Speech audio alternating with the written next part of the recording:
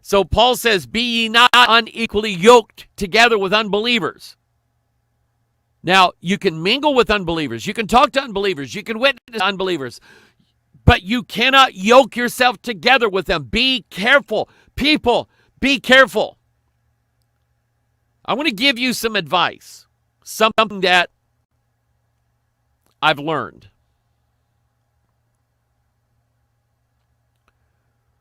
When you have lost people who are your friends, be careful of them.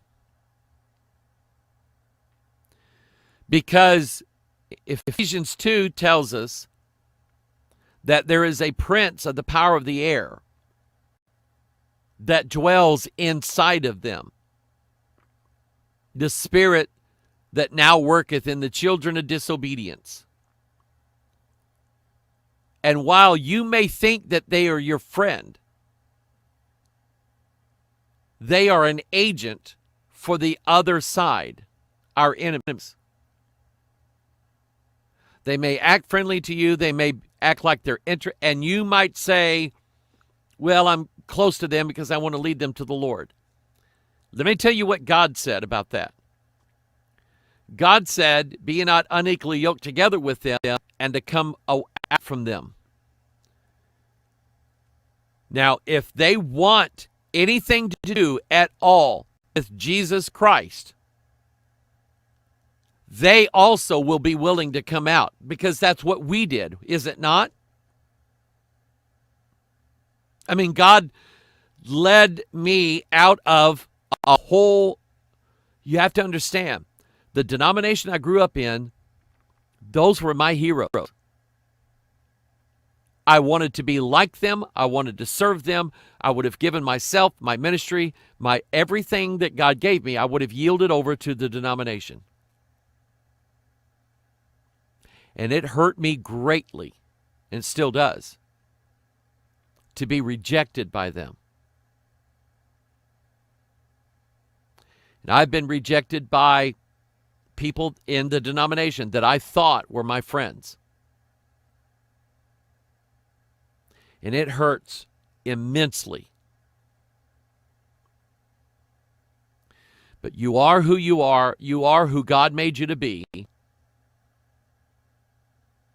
And the funny thing is, when we all do this, when we try to mingle ourselves in with lost people, we tend to stop acting like saved people around them.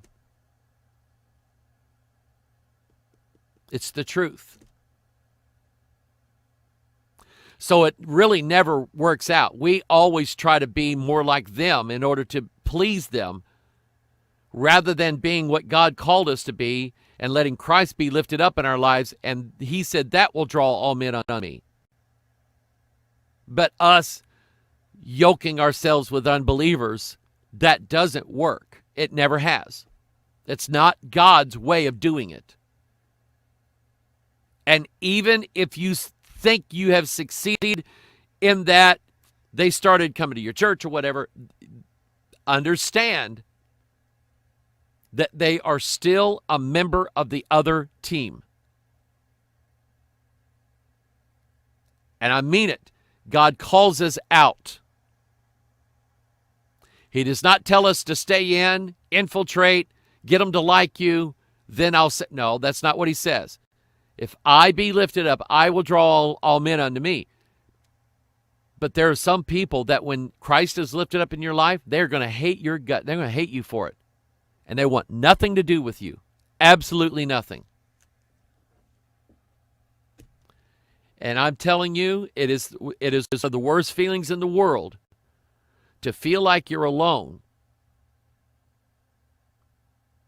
But I'd rather be John on the Isle of Patmos by myself on the Lord's Day, serving the Lord, being in the Spirit, than I would be a watered-down version of who God wants me to be, mingled in with everybody else, just because, well, I think if I stay with them, I might lead them out. You can't lead them out. You're not out yourself. You're in. There's a lot of wisdom in that. You take this now. You go take what I said and go all through the scriptures. Study Ruth. You study Ruth. Ruth left the land of her nativity. Study Abraham. The land that God gave Abraham was not the land that he was born in. And you'll see that one after another, God had to lead them out, not keep them in. I have another example of that, but I'll show you to you in a little bit. But anyway, be ye not unequally yoked together with unbelievers. For what fellowship hath righteousness with unrighteousness? See it? What communion hath light with darkness? The Masonic floor of their lodge rooms are black and white checkered floors. Is it because they like checkers and chess and they play it on the floor? Nope. They believe that it's the union of light and darkness together. It's the Antichrist. What concord hath Christ with Belial?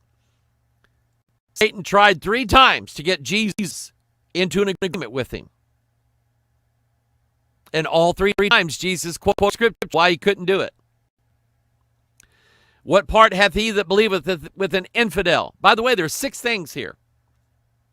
Ye unbelievers, that's 1. Fellowship with righteousness with unrighteousness, that's 2. Communion of light and darkness, that's 3. Concord with Christ and Belial, that's 4. What part hath he that believeth with an infidel? That's 5. And what agreement hath the temple of God with idols? That's 6. Ba, ba, ba. So 6 things here, but look, God said, for ye are the temple of the living God, as God has said, I will dwell in them, and I will be their God, and they shall be my people. Wherefore, come out from among them, and be ye separate, saith the Lord, and touch not the unclean thing, and I will receive you. God's called you out. He's going to call. God knows how to call them out. If God knows they're going to be saved, don't you think God would have already figured out how he's going to save them? He's already figured it out. It's a lesson I've had to learn. It's a lesson I'm going through now. I don't like it, but I'm going through it.